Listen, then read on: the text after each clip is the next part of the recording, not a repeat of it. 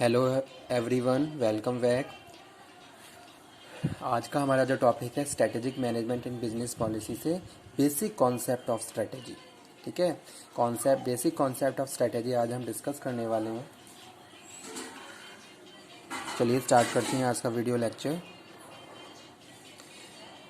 Competitive advantage.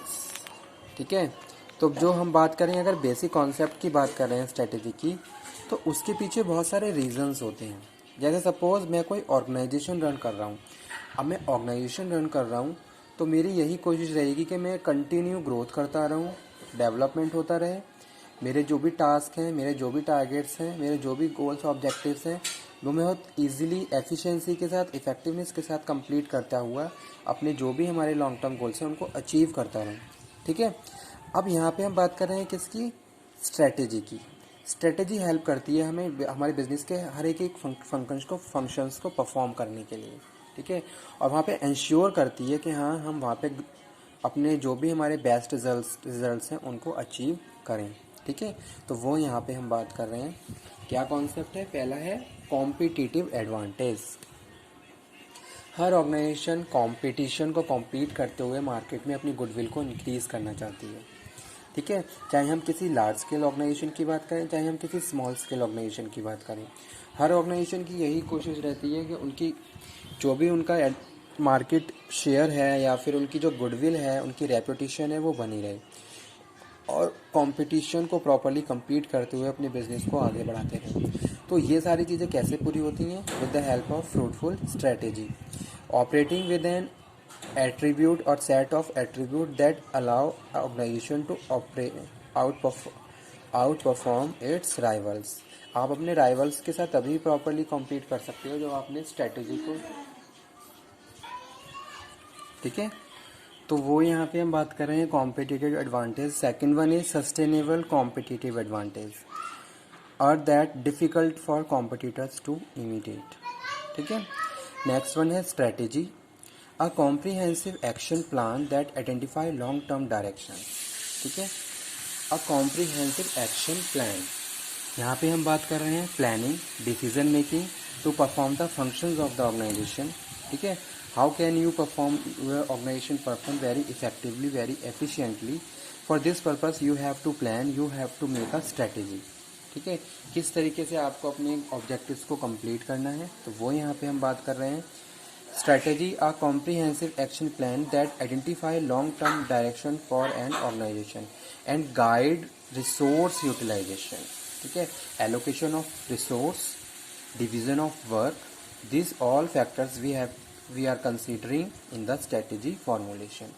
तो वो यहाँ पे हम बात कर रहे हैं। ठीक है, अब आपने क्या करा, जैसे कि आपने अपने रिसोर्स को ऑर्गेनाइज कर लिया, डिवीज़न ऑफ वर्क कर लिया, तो ये सारी चीज़ें हम बात कर रहे हैं स्ट्रेटजी में।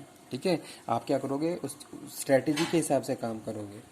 आपने कैसे, जैसे जैसे सपोज आपने डिवीज़न ऑफ वर्क कर दिया, डिवीज़न ऑफ वर्क करने के बाद आपने एक स्ट्रेटजी बनाई, वो जो आप डिवीज़न ऑफ वर्क आपकी स्ट्रेटजी का पार्ट है।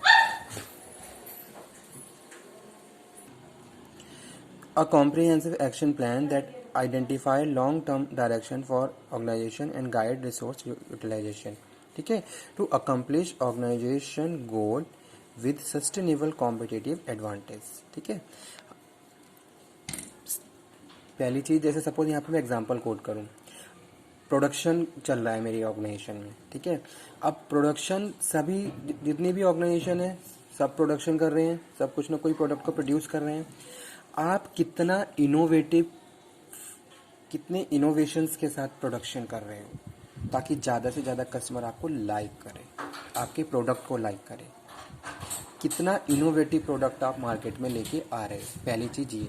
ठीक है, अब आपको पता है कि आपको एक ऐसा प्रोडक्ट प्रोड्यूस करना है जिसमें कुछ डिफरेंट फीचर्स हों जो औरों में ना हो, तभी आप क्या कर सकते हो, कॉम्पिटिटिव एडवांटेज को गेन कर सकते हो। ठीक है, अब इसके लिए आप क्या करोगे, स्ट्रेटजी पे काम करोगे। जब तक आप स्ट्रेटजी नहीं बनाओगे तब तक कभी भी आप इस तरीके से अपने आप मार्केट में अपने आप को स्टैंड नहीं कर सकते, अपने राइवल्स के साथ कम्पीट नहीं कर सकते। ठीक है, और कभी भी अपने गोल्स को अचीव नहीं कर सकते। तो वो यहाँ पे हम बात कर रहे हैं। नेक्स्ट वन यहाँ पे है स्ट्रेटेजिक इंटेंट। ठीक है, अब स्ट्रेटेजिक इंटेंट में हम किसकी बात कर रहे हैं, हर ऑर्गेनाइजेशन क्या करती है, अपने लिए कुछ विज़न, कुछ मिशन, ऑब्जेक्टिव, गोल सेट करती है, ठीक है, और उन पे वो ऑर्गेनाइजेशन फिर काम करती है। अगर मैं कोई भी वेंचर शुरू करने वाला हूँ तो मेरे कुछ ना कुछ विज़न होंगे, कुछ मिशन होंगे, कुछ मेरे गोल्स ऑब्जेक्टिव होंगे ही होंगे, ठीक है, और उनके हिसाब से फिर मैं क्या करूँगा, एक डायरेक्शन में मूव करूँगा। तो वो यहाँ पे मैं बात कर रहा हूँ strategic intent, focusing all organisational energies on a unifying और compelling goal. Strategic management, process of formulating and implementing strategy. यहाँ पे हम क्या बात कर रहे हैं, process of formulating, you are making the strategy, ठीक है, for making the strategy you are doing planning, you are deciding, you are covering the decision, you are decision making, you are making the decisions for your organization functions, ठीक है, और implementing strategy to accomplish long term goals and situation competitive advantage, ठीक है। तो वो यहाँ पे हम बात कर रहे हैं स्ट्रेटेजिक मैनेजमेंट की, कि आप क्या कर रहे हो, फॉर्मुलेट कर रहे हो स्ट्रेटेजी को, और उसको फॉर्मुलेट करने के बाद किस तरीके से उसको इम्प्लीमेंट करना है वो आप डिसाइड कर रहे हो, ठीक है, for your competitive advantage and achievement of your long term goals. तो वो क्या है, स्ट्रेटेजिक मैनेजमेंट है, ठीक है। उसके बाद नेक्स्ट हम बात कर रहे हैं goal of strategic management is to create our average result for investors. You have to set your goals, ठीक है। तो जो कॉन्सेप्ट है स्ट्रेटेजी का, वहाँ पे हम मेन क्या चीज़, गोल की बात कर रहे हैं। हर ऑर्गेनाइजेशन के कुछ ना कुछ गोल्स होते हैं, तब उसके हिसाब से वो ऑर्गेनाइजेशन क्या करती है, रन करती है और अपने फंक्शंस को परफॉर्म करती है, ठीक है। तो जब तक आप अपने गोल सेट नहीं करोगे तब तक आपको खुद अपने आप में कंफ्यूज रहोगे कि आपको किस डायरेक्शन में जाना चाहिए, क्या करना चाहिए, क्या नहीं करना चाहिए, ठीक है। अगर आपने गोल सेट कर लिया तो पहले से आप सारी चीज़ें प्री प्लान कर लोगे कि कब क्या फंक्शन परफॉर्म करना है। लेकिन अगर आपके गोल ही सेट नहीं है तो उस केस में आप कंफ्यूज ही रहोगे, और लास्ट स्पॉट पे जो भी एक्शंस लोगे वो कभी भी सक्सेसफुल नहीं रहेंगे, ठीक है। तो वो यहाँ पे हम बात कर रहे हैं। नेक्स्ट है एनवायरनमेंट एंड कॉम्पिटिटिव एडवांटेज, ठीक है।